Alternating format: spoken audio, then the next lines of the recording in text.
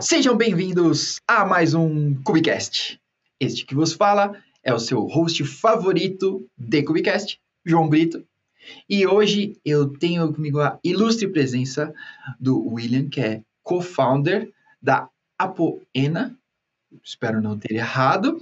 E eu vou deixar ele falar um pouquinho sobre ele mesmo, sobre a Apoena e dar essa introdução, tá? Por favor, William.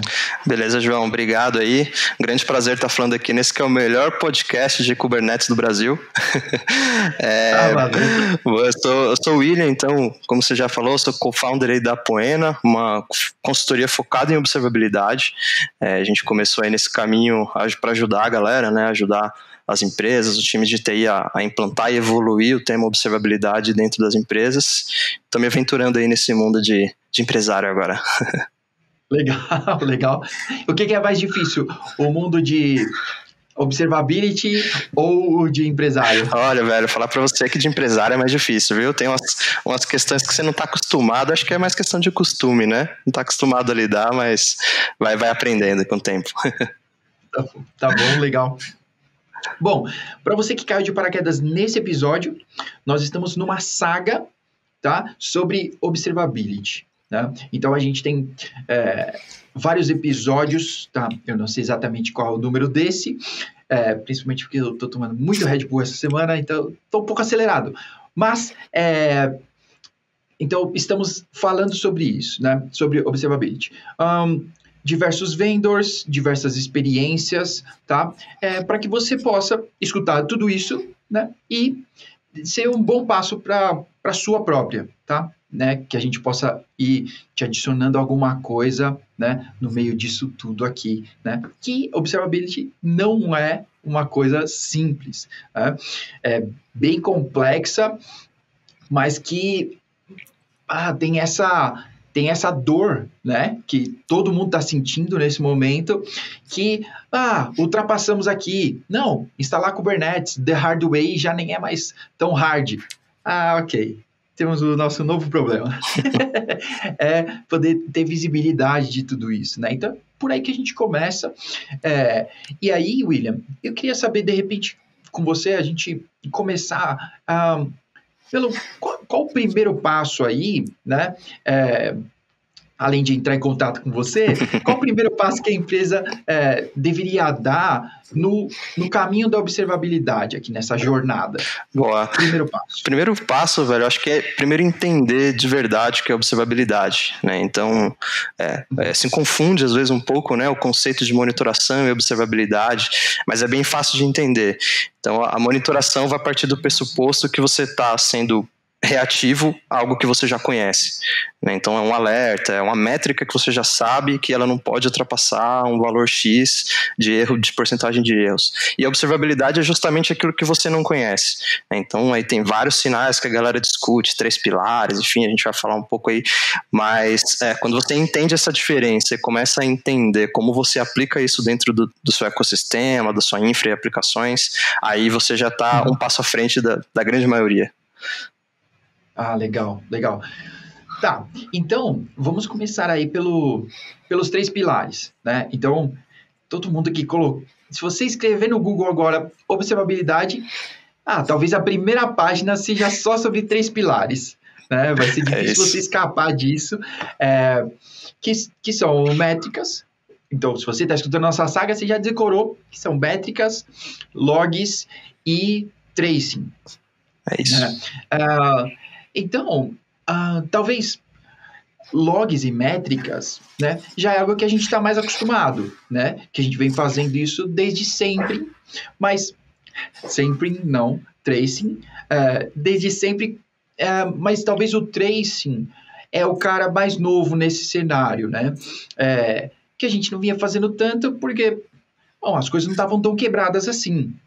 Né? Então, obrigado, devs, vocês criaram um problema. A culpa é do microserviço, velho. Exato. Vamos adotar microserviço, vai ser legal. Tá, obrigado. Tá, nossos problemas escalaram muito aqui. Né? Então, tracing é um cara tão difícil assim, né? Da gente poder aparelhar e dar esses primeiros passos? Cara, boa pergunta, você tocou no ponto certo, velho. Tracing, acho que é o grande ponto que chega aí nesses pilares, e é engraçado falar, você falou do Google, né, pesquisando ali, os 3 pilares virou como se fosse o infinito do DevOps, né, o 8 lá deitado, né. Isso. Falou sobre DevOps, não tem um slide com o infinito ali, tá errado, hein? Exatamente. Vai apresentar para o time, tô tentando implantar uma cultura DevOps aqui, tem que ter o slide do infinito, hein, pessoal? E Observability entrou no mesmo caminho, velho. Então, se não tiver uns 3 pilares ali, você explicar o que é isso, você não tá falando de observabilidade. Aquele slidezinho que tem um ícone, e aqui eu tô correndo um grande risco de, tipo, criar esse ícone pro podcast. Espero que não. Elst, por favor, não vamos usar isso, tá? Mas aquele negócio meio romano, e aí tem os pilares, assim, exatamente, tá escrito. Velho. É esse cara aí mesmo. Mas, né, você falou o ponto certo. O Tracing, ele começou a ganhar notoriedade, né, com os microserviços, né? Porque quando você tá rodando tudo num host só, o log e a métrica, você sabe onde olhar, você sabe, né, talvez, sei lá, 2 hosts, né, em alta disponibilidade, 2 ou 3 é fácil. Agora, quando você tem centenas de container, pod, sidecar, service mesh, todo esse negócio biruta aí, cara, você não faz um troubleshoot se você não souber qual que é o caminho da sua transação, né? Então, a ideia do trace distribuído, ele é quase como que um log que você visualiza de forma estruturada, né? Você tem uma forma visual dele, ou seja, você vê onde começa a transação, desde o início, ele vai propagando ali enfim, um Trace ID, né, que hoje é o mais comum, vai propagando esse cara para todas as aplicações que ele chama, e aí ele monta lá o famoso Trace distribuído. Então, esse é o Tracing de forma explicada, assim. E por que ele é difícil, né? Não digo que é difícil, mas é quase que uma questão cultural, porque esse poder meio que está na mão dos devs. A gente tem aí diversas ferramentas, por exemplo, até open source, né, o próprio Jaeger, tem o OpenTelemetry que está vindo aí, que juntou o OpenSense com o OpenTracing, que está vindo não, já está aí, né, o OpenTelemetry, e o meio que a responsabilidade... Opa! Olha que beleza. Desculpa. Tranquilo. Vai lá. A gente começa do zero, como é que faz? Não, pode seguir. Beleza.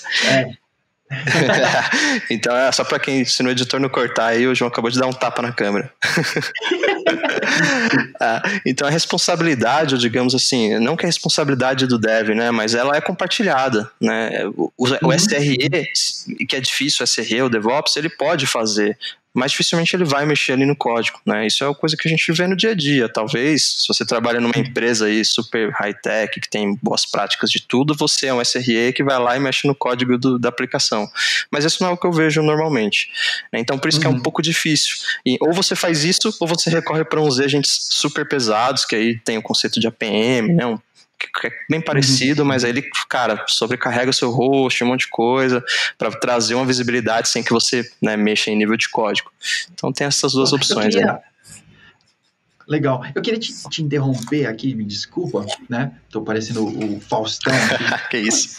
Eu vou falar mais que o convidado. Não, mas eu queria abrir um parênteses aqui, já que, diferente dos outros, talvez, não sei para frente, mas até aqui eu estou entrevistando vendors, né? Então ele vai falar da ferramenta dele, de um outro ponto de vista. Mas você está lá no dia a dia, você está com a mão na massa, né?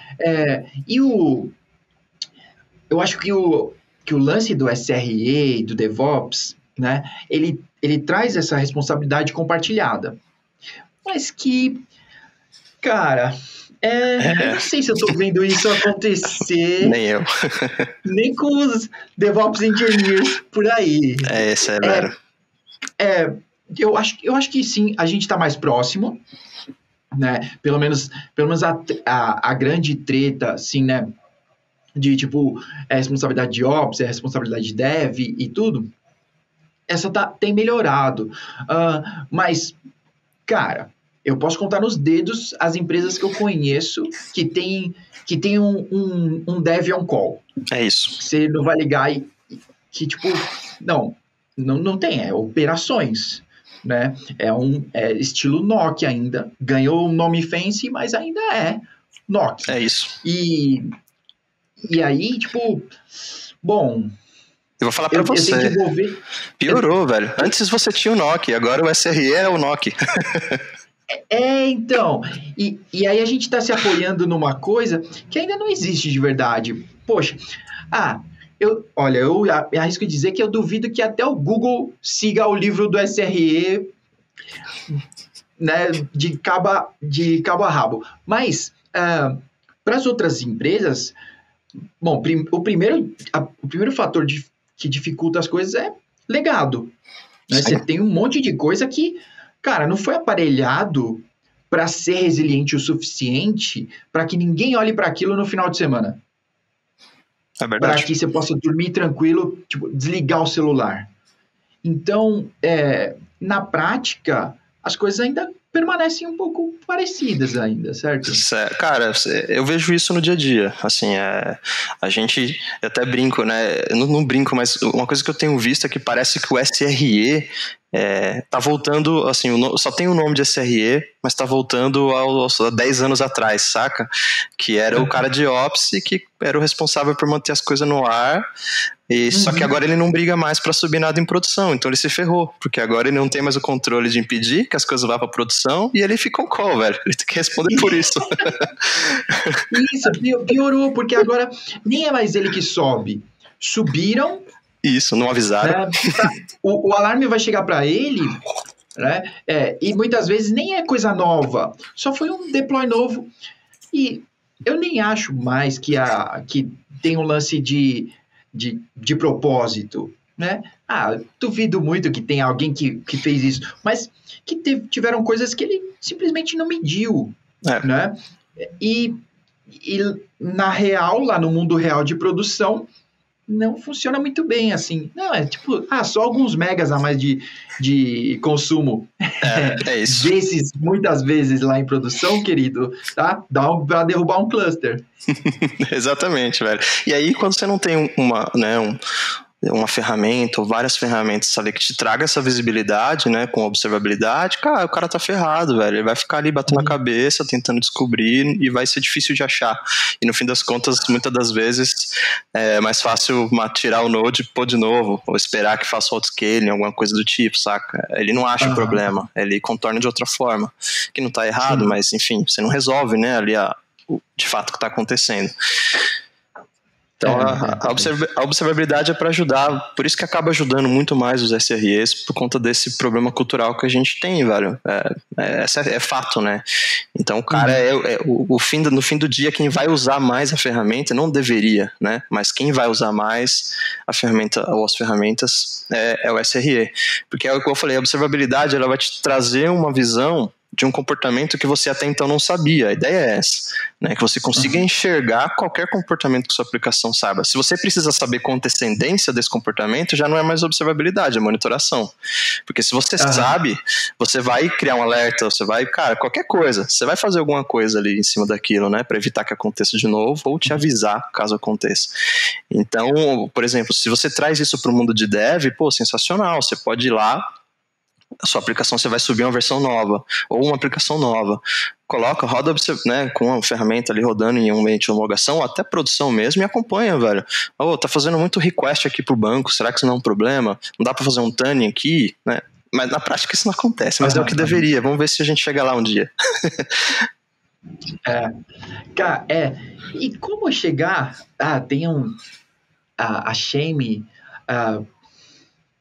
Bom, não sei exatamente quando esse episódio vai ao ar, mas hoje ela fez um tweet muito bom, que é aquelas caixinhas de som antiga de computador conseguiam prever que você ia receber uma ligação telefônica. Verdade. Para os velhos que estão no seu telefone sem fio, aquilo fazia um barulho antes, né?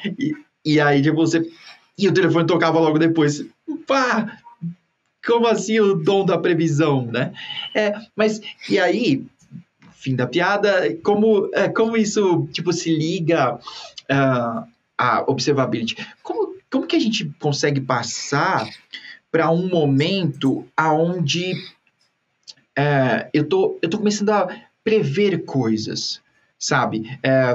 Então, o lance do banco, né, que você está dizendo, começaram a aumentar as coisas aqui, mas não é algo que eu fui procurar. Porque se eu fui procurar é porque eu já tive um problema, né? Ninguém tá caçando coisas aqui, né? Sim. Então, como que eu dou esse passo? Eu acho que aí vai muito da ferramenta que você usa, né? Muitas ferramentas aí hoje de monitoração, ou que eram de monitoração, estão até mudando as nomenclaturas, né? Todo mundo agora é ferramenta de observabilidade, e muito porque tem grana envolvida, né, velho? Você pensa, né? Vamos pensar só nos 3 pilares, né? Tem muito mais coisa, mas vamos pensar só nos 3. Então, você tem uma ferramenta de log, você tem uma ferramenta de agregar métrica, você tem uma ferramenta para trace distribuído. Se você gasta dinheiro nas 3, se você junta as 3, opa, eu tenho uma oportunidade bacana aqui de ganhar e canalizar dinheiro. Então, por isso que todo mundo nessa correria aí para agregar esses e mais sinais. Né? E aí as ferramentas, querendo ou não, as ferramentas hoje que são premium, que são pagas, são as que oferecem uma possibilidade de machine learning. Né? Quando você vai para o mundo open source, hoje isso não tem. Inclusive tem até, se você... o pessoal tiver curiosidade, vou ver se eu consigo achar o link aqui para mandar para o João depois. Tem até uma discussão sobre isso no OpenTelemetry, né? Para evoluir essa parte de machine learning no open source, que hoje realmente, assim, não vou falar que não existe, porque eu não conheço tudo de open source, né? Mas se existe, é bem raso, né? Inclusive nas ferramentas premium, nem é também lá tanta coisa. Tem, por exemplo, a Poena é parceiro da Datadog, né? A Datadog tem uma funcionalidade muito legal que chama Watchdog, que trabalha exatamente nisso que você falou. Ele analisa o comportamento da sua aplicação, das métricas ali, né? Request, hits, taxa de erro, enfim.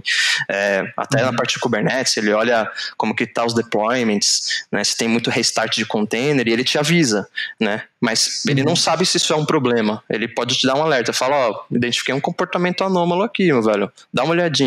Mas o papel de ir lá e olhar é seu, né? Então, as ferramentas premium, ela acaba tendo um pouco dessa, né? O grande foco dos caras é justamente trabalhar nessa predição, né? Alertas preditivos, né? Que é um negócio meio, não confuso, mas nebuloso. Nebuloso, com certeza. Porque olha, bom, fora os ifs do machine learning e da AI aí, né? São cenários que já foram previstos. Sim. Né?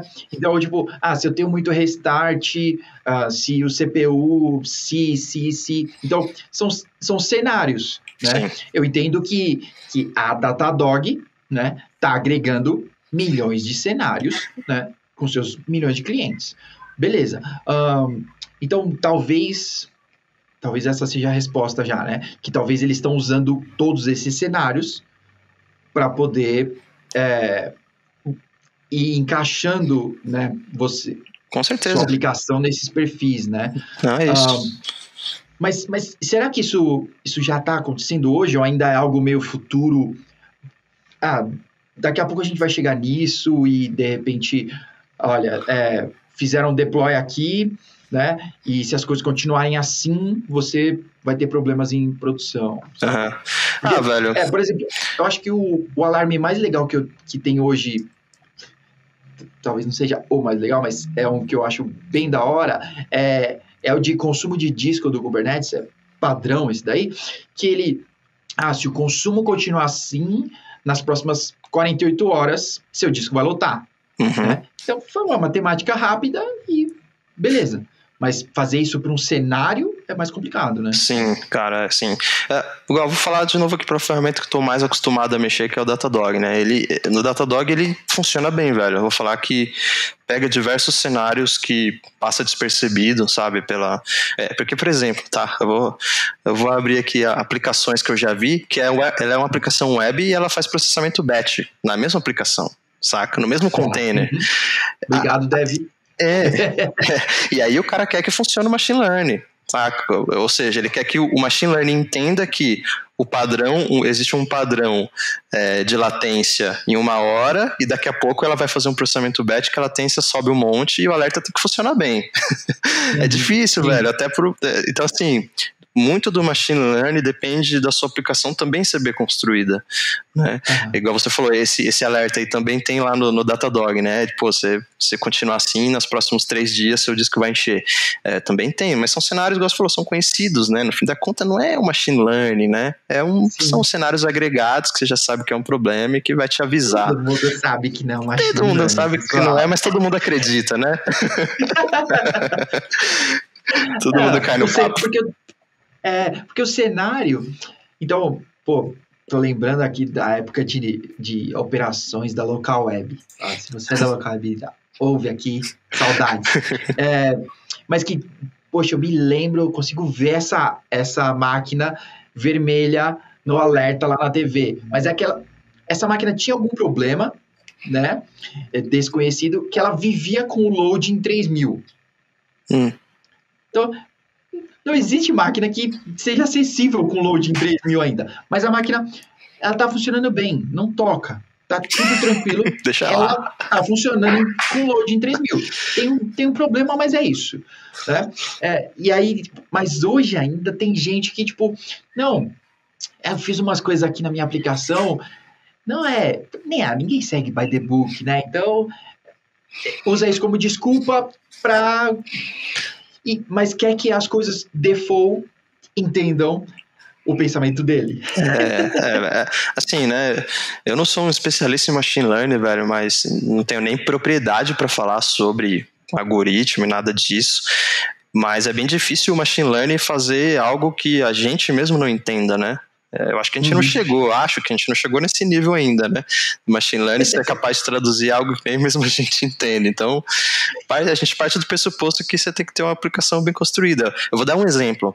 Quando você, no Datadog, por exemplo, quando você habilita um alerta padrão lá de latência, ele te dá 2 thresholds, para warning e para alerta. E para warning é 0.3 segundos, né? 300 milissegundos. Por que é 0.3? Porque esse é teoricamente, seria o considerado saudável, né? A aplicação teria que responder até 300 milissegundos, a aplicação web para ser ok. Isso vale para tudo. Mas isso não funciona, velho. Aí, nos clientes, eu nunca habilitei esse alerta default. Se eu habilitar isso aí, o SR vai acordar a cada 5 minutos, saca? Sim. Então, você vê, assim, não é by the book, né? E é do negócio, depende do que você faz, né? Por isso que eu falo, não existe observabilidade, não é uma caixinha, velho, fechada, não é trace metric log só. Porque às vezes esse é um negócio, igual você falou do legado, né? Às vezes eu já peguei um cenário que o log resolvia 100% do problema dele, porque era Windows rodando em container de Windows, aplicação em Delphi rodando em container, assim, um negócio bem louco, assim, e funcionava. E quando eu olhava o log, né, ele tinha um log muito bom, a aplicação dele, e ele via tudo que ele precisava ali. Então, assim, depende do que você está construindo, né, de como você constrói, de como que essa colaboração existe dentro dos times, para que tudo flua bem, né? A observabilidade não tem como ser responsabilidade e ser usado por uma pessoa, até porque, igual eu falei, custa caro para implementar, né? E disso dependente de ser comprando ferramenta ou com open source, né? Você pode montar aí um stack de observabilidade com open source, Jaeger, Grafana, enfim, tudo dentro de casa, mas você vai ter alguém para manter, você vai ter alguém para olhar, né? Enfim, então, assim, o custo vai existir. Criar todas essas regras, né? Sim. Eu acho que o grande benefício dos APMs, o que eles entregam aqui, eles já criaram as regras, eles já têm os cenários. Exatamente. Né? O Open tá lá, a engine tá lá e funciona, mas não tem o cenário. Não tem o cenário, você vai ter que descobrir e ir melhorando suas coisas, suas aplicações, infra, enfim, para chegar num cenário ok, né? E aí a grande sacada que, né, todos os grandes players aí de monitoração e observabilidade estão tentando é justamente você correlacionar tudo, né? Porque você tem um problema, né? Você tem vários sinais, você tem que ficar saindo ali dos ABICs que tem as métricas, para ir para um LK que tem os logs, para ir para um Jaeger que tem o trace, e aí você já perdeu 2 horas nesse troubleshoot aí, já foi. O problema já passou, tá ligado? O SLA já passou e já voltou ao normal.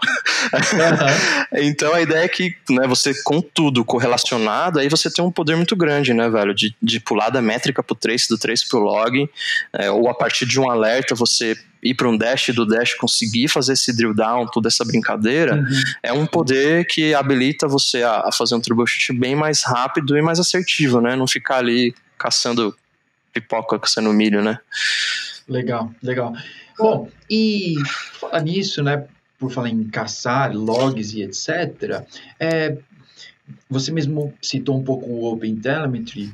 Ah, como que ele se encaixa, ou se já se encaixa na prática hoje, né?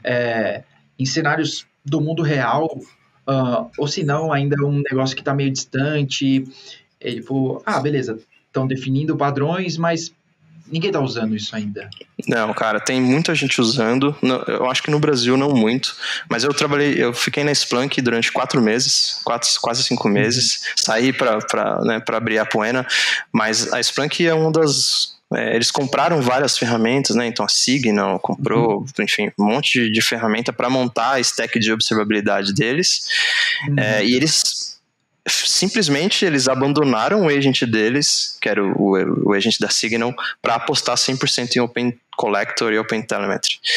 Então, hoje, se você tentar brincar com o Splunk Observability, abrir a documentação dos caras, é 100% focado, pelo menos tudo que é de novo, né, tá indo ali pro Open Telemetry, e muita gente já usa em produção, muita gente mesmo, lá fora, né, pelo menos do que eu vi. Legal. Qual que é a grande sacada, né? O Open Telemetry Open Collector, ferramentas, né, open source, padrões open source, você não tem um suporte, né? Então, por exemplo, se você vai para uma empresa que oferece esse suporte, eles estão um pouco à frente daquilo que você pode fazer. Então, se você quiser rodar por você mesmo o Open Collector, tem alguns pontos que precisam de melhoria ainda, né? Mas, por exemplo, a parte de tracing está bem madura, né? Tá bem legal, assim, eu recomendo para quem quiser brincar e testar, tá bem legal. A parte de log tá em desenvolvimento, teve uma ferramenta que chamava ObserverQ, se não me engano. Eles doaram todo esse código para implementar esse código dentro do Hotel Collector, para fazer a parte de coleta de logs. E tem a parte de métrica que ainda falta, né, tá em definição ainda, acho que não tem nada pronto, nada desenvolvido, que é justamente você conseguir coletar tudo ali. Mas que talvez logs já tá resolvido dentro do Splunk, que os caras fazem isso com farinha. Né? Aí só que o que os caras fizeram, né? Na verdade, a ferramenta de observabilidade e o Hotel Collector, né? Eles pegaram a parte do log ali, eles usam hoje, se eu não me engano, tá usando um FluentD ou Logstash, um dos dois, para mandar lá para o Splunk Observability, né? Que é separado mesmo, lá dentro é separado dentro do Splunk Core, que é o Splunkão mesmo, né? Que todo mundo conhece aí, o famosão. Mas, cara, é um projeto muito bacana, eu acho, né, não sei, né, a gente nunca sabe, né, mas eu acho que vai ser o futuro aí, velho, né, acho que você vai convergir porque vai padronizar e, cara, é sensacional. Então, hoje qual que é a dificuldade? Você tem uma ferramenta X e você quer migrar para Y, é um inferno, né, talvez você tenha que refazer toda a instrumentação, aquela loucura, e com o OpenTelemetry você muda a configuração ali, talvez algumas coisinhas a mais, ajustezinhos, mas, cara, você pode mandar, inclusive, para 2 backends ao mesmo tempo. Então, você não precisa tirar o que você tem hoje para mandar para uma POC que você está fazendo, por exemplo. Você pode fazer ao mesmo tempo. Isso é sensacional, né, velho? Essa possibilidade é bacana. Legal. Olha, para você que está ouvindo, chama seu dev para escutar. Manda para ele, fala para ele, cara, escuta isso aqui, vamos trabalhar com OpenTelemetry, né? Cara, legal. Eu chego nessa pergunta, como, já que você está no dia a dia, como convencer o dev, talvez argumentos aqui, como fazer amigos e convencer pessoas, trazer o dev para participar disso, ou também, né, o pessoal do C-Level, os gerentes aí, a priorizar isso. Por quê? Então, falando dessa turma agora, é porque eles querem o resultado. Né? Eles querem o SLA mágico, né? Os SLOs, RTOs, tudo, mas tem que aparelhar. Tem que aparelhar. Não é mágico, né? Tem que aparelhar a aplicação. Tem que aparelhar, ou então você vai ficar sempre dependente do seu vendor, né? Essa é a verdade. Ou você vai lá e faz, ou alguém vai fazer por você e você paga por isso, né? Então, é apenas uma escolha que tem que fazer aí. Cara, eu acho que é difícil convencer onde essa cultura não está bem estabelecida, saca? Porque você coloca uma responsabilidade né? Você traz uma nova responsabilidade pro dev em cima de outras milhares que ele já tem. Então, assim, eu nem gosto de nem falar que é culpa do dev, porque ele faz o que pedem, né? Também, no fim do dia. Né? Tem como tudo na vida, né? Tem os bons e os ruins em tudo, né? Os bons e maus em tudo. Cara que não tá nem aí, mas tem aqueles caras que se preocupam. Então, assim, se não for uma cultura mesmo dentro da empresa, velho, de ter visibilidade, não adianta. É difícil você convencer o cara a fazer alguma coisa a mais dentro das milhares de sprints e coisas que ele tem para fazer ali no dia a dia. Essa é a realidade cruel. Então, assim, não é um top-down, né? Mas é cultural, tem que ser cultural, velho. Se não for cultural, você não vai ser difícil chegar lá, velho. Vai chegar aos trancos e barrancos. Verdade. Tem que ser cultural esse lance de monitorar bem, né? De ter essa visibilidade. Sim. Né? Monitorar agora é sinônimo de aparelhar, de ter visibilidade. Legal. Pensa, se o dev ele não é incluso, igual você falou, né? É muito difícil ver um dev em on-call. Se o dev ele não entra em on-call, por que ele vai se preocupar com isso? Ele não vai, velho. Não vai. Então Só quem sente a dor é que sabe. Sucesso. Como diria Jorge Versilo, né? Só quem atravessou o deserto vai chorar em frente ao mar, né, velho? Olha aí, beleza. Jorge Versículos. Jorge Versículos, boa. Não, legal. Cara, e aí, bom, a gente começou falando sobre isso e de repente quero voltar nele. Como dar os primeiros passos aí no sentido da observabilidade, né? Como já tem alguns, sabe? Bom, se você só colocar só rodar o operator do Prometheus, ele já tem algumas coisas que ele já vai criar ali padrão, né? Só para você já começar a ter, né? Sei lá, você está monitorando o Ingress, se você já tem quantidade de requisições, latência e essas primeiras coisas. Em observabilidade, como dar esse primeiro passo, né, para já ter alguma coisa visual, algo que você possa fazer um drill down aí? Sim, boa. Cara, eu acho que o primeiro passo é procurar alguma ferramenta, open source ou não, né, que consiga agrupar esses sinais, saca? Que consiga mostrar isso dentro de uma única plataforma, né? Igual eu falei, sem você precisar ficar migrando de um para o outro. Porque, por exemplo, eu tenho o próprio, quando você falou do operator aí do Kubernetes, e a gente tem lá o Istio, que traz uma certa visão, uma certa observabilidade, porque ele bota ali o service mesh, você consegue ver como os serviços estão se comunicando, mas qual que é o problema? Ele fica meio limitado ali no cluster, né? Se você tem vários clusters, você já perde um pouco, ou você tem que trabalhar para tirar isso, né, de dentro do seu cluster e ter um cara dedicado para isso. Então, eu faria o quê? Se eu tivesse hoje dentro, né, com a camisa de um cliente ou com a camisa de alguém que precisa fazer isso, eu procuraria primeiro, cara, vamos ver o que o mercado tem, pago ou não, vamos ver o que a gente pode fazer. A gente tem dinheiro para comprar uma ferramenta, vamos testar o Datadog, vamos testar o Splunk, vamos testar, enfim, testa o que dá para testar. Se não tem, vamos para open source. O que a gente consegue fazer com Jaeger? O que a gente consegue fazer com Grafana dentro de casa?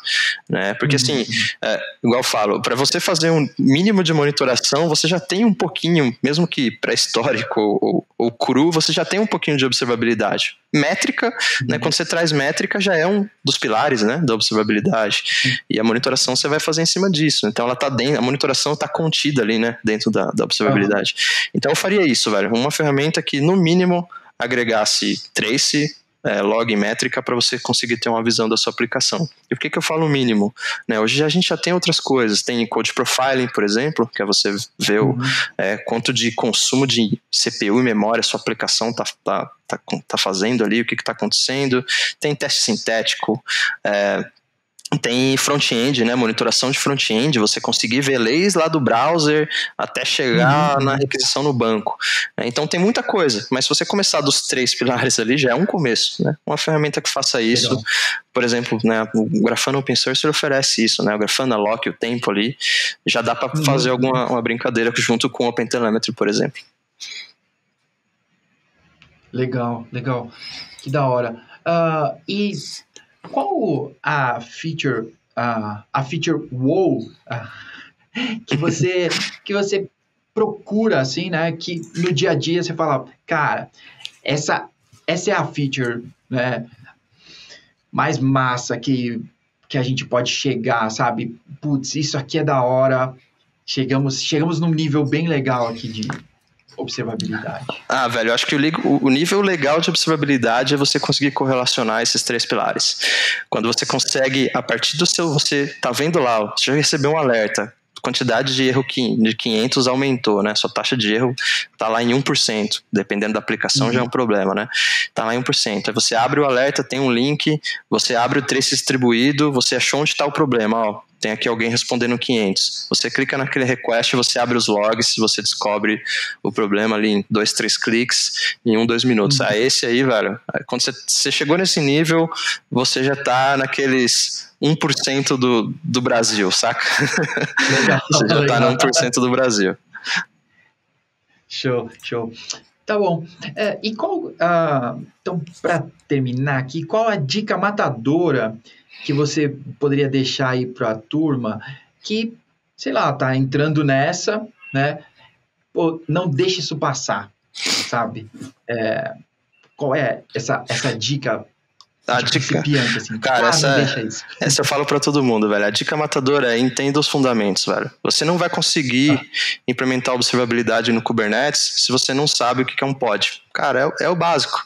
Se você não consegue fazer o deploy de um agent, qualquer que seja o agent, né? Se você não sabe se ele funciona como um daemon set, um deployment, por exemplo, vai ser difícil. Então conheça o seu ambiente, não é para conhecer tudo no mundo, né?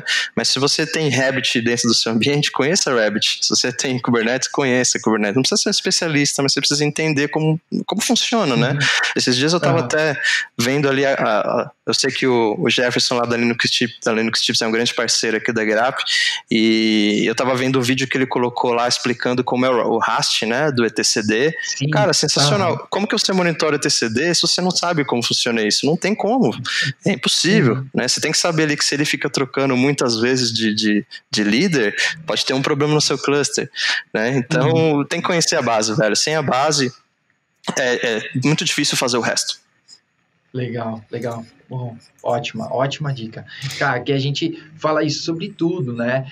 Cara, como é que você quer... Não dá para saber de Kubernetes se não sabe de Linux. Pois é. Não dá para saber...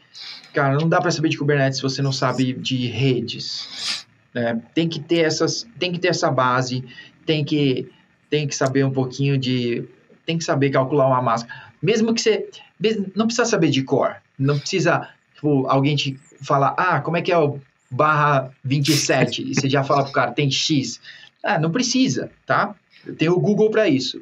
Mas você saber o porquê, né, entender, assim... É a mesma coisa que a gente trocou uma ideia esses tempos atrás sobre certificação, né?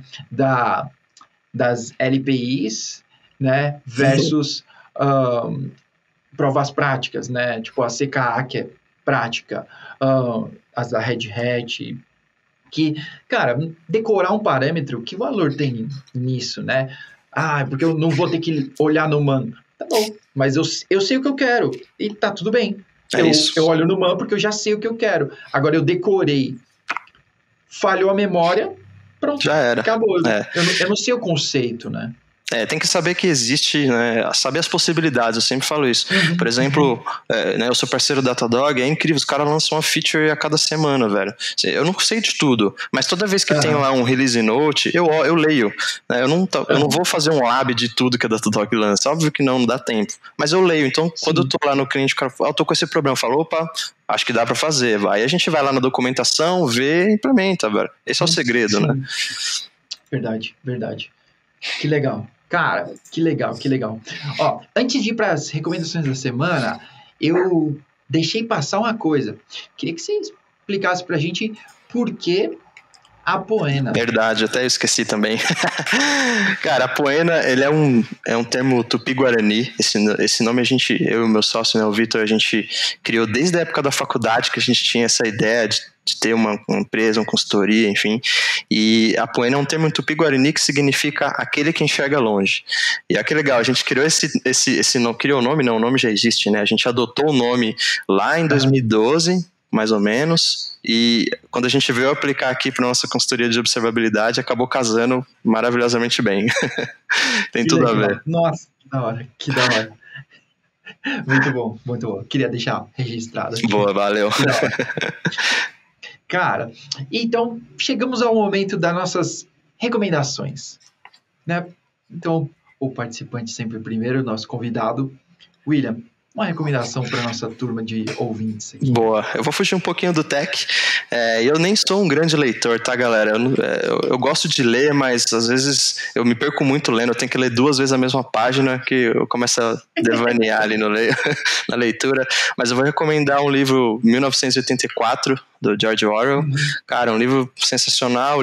Acabei de ler que faz pouco tempo, fala muito aí de como retrata um pouco do nosso momento aí, apesar de ser um livro quase 100 anos, quase não, tem mais de 100 anos.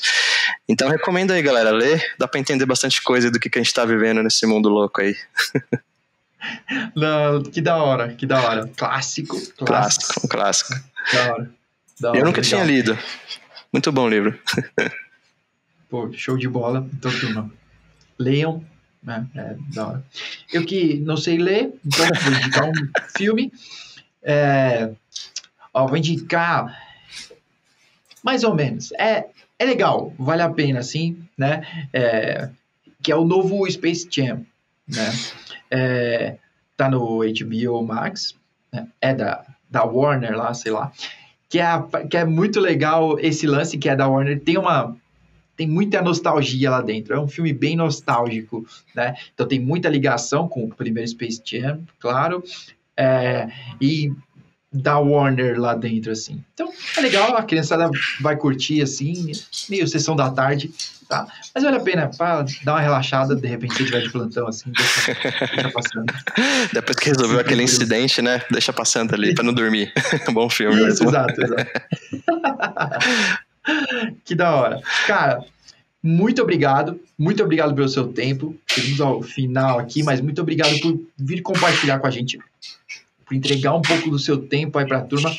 Uma sexta-feira à noite, olha só, para você que tá relaxando aí, ouvindo, sexta-noite, estamos gravando aqui para poder compartilhar um pouco mais. Boa, eu que agradeço, João, o convite. Velho, se tiver a oportunidade de voltar um dia, quero voltar sim. Cara, valeu mesmo o convite. Desejo tudo de bom aí pro PaggerUp, pros próximos papos aí que vão ter com todos os vendors. Até eu tô ansioso para ouvir o que a galera tem para falar aí. Legal, cara, legal. Pô, muito obrigado mesmo. E com certeza vamos ter outros episódios aí com você. Vou te chamar com certeza, cara. Muito obrigado. Obrigado para você que nos ouviu até agora. E até a próxima. Tchau, galera.